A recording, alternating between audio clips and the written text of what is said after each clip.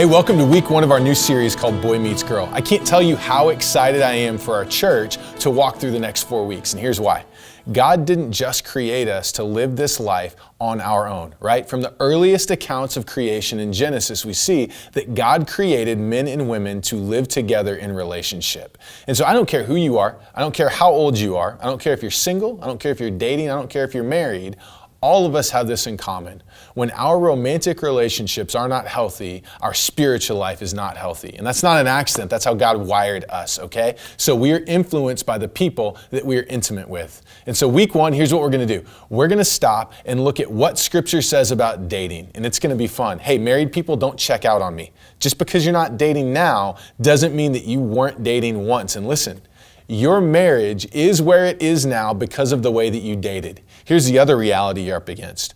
If you're doing community well, you're going to live life with people that are dating. This series isn't just for people that are dating or married or single. This is for all of us. And so if you are dating, this is going to be a really fun week because here's what's difficult about Scripture and dating. You can read Scripture front to back and no one dates. Here's why.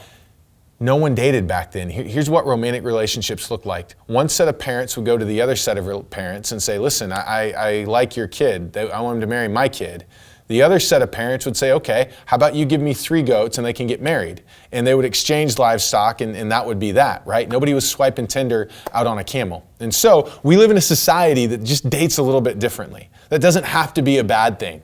Here's what we want to look at this week. When we see Scripture talk about what love looks like, how is that reflected in your dating relationships? And I don't just mean culture's picture of love. I don't mean you complete me, here's some chocolates, let's hold hand love.